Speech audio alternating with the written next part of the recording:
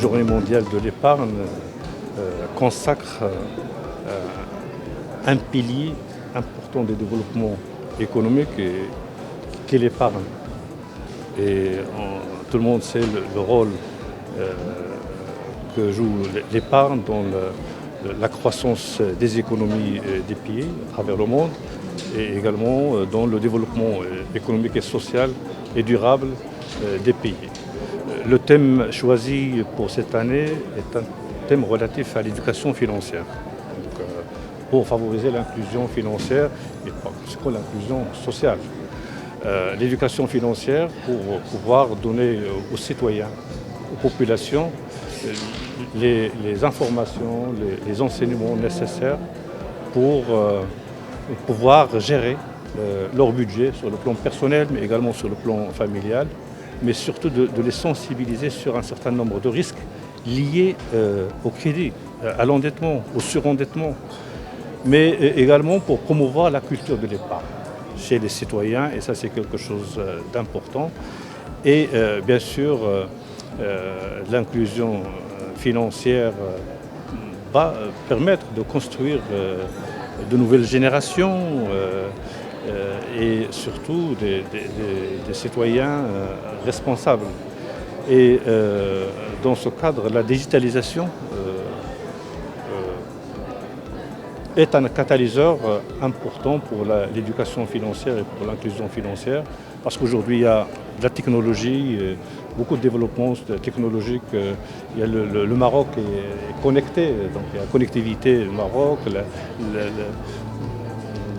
la mise à disposition d'un certain nombre de produits et de services par les institutions bancaires, notamment le mobile banking. Donc il faut mettre à profit toutes ces avancées technologiques pour faciliter l'accès des citoyens et des populations, surtout qui sont dans des régions éloignées, des régions enclavées.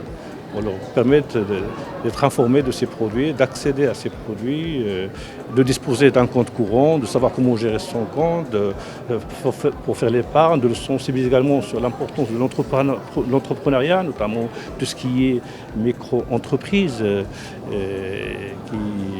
pour développer des activités génératrices de revenus, notamment dans le monde rural.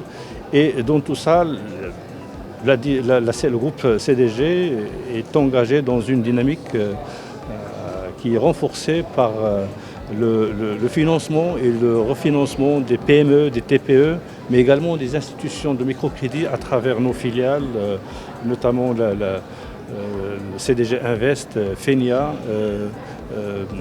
GEIDA, mais également la Fondation CDG qui également contribue activement dans tout ce qui est financement des projets concernant des activités génératrices de revenus. L'éducation financière et la digitalisation au profit précisément de la mobilisation de l'épargne. J'ai dit que bien sûr nous avons pris pas mal de retard, mais nous sommes en train de rattraper valablement un peu les choses. D'abord en matière d'éducation financière, nous avons institué une fondation marocaine d'éducation financière depuis 2013 qui a déjà terminé un plan stratégique et est en train de mettre un autre plan stratégique. Sa démarche est une démarche participative à la fois en ce qui concerne les acteurs financiers, mais les acteurs éducatifs également.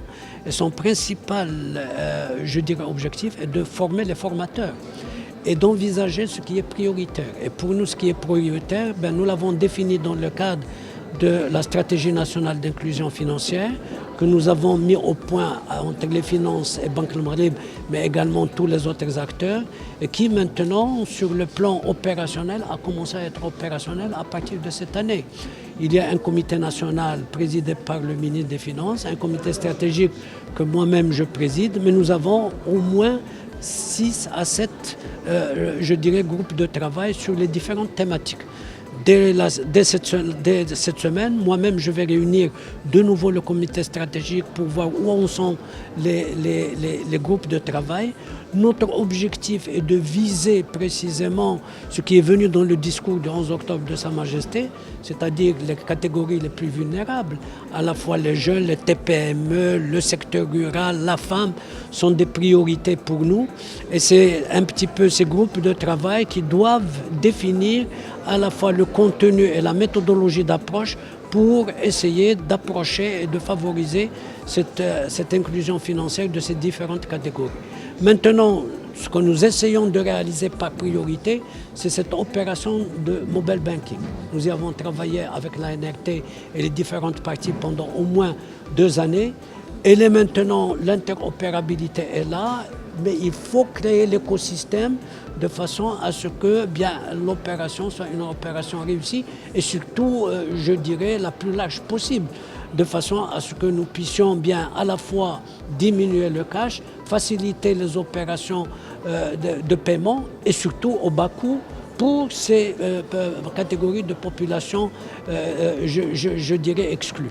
Je pense que les dispositions que nous avons mises et les incitations que nous avons mises dans la loi de finances 2020 seront, je dirais, un élément incitatif de façon à ce que cette opération de mobile banking sur laquelle le Maroc a pris un peu de retard, nous puissions rattraper le temps perdu, que nous puissions réussir cette inclusion financière à travers à la fois le digital et à la fois l'éducation financière.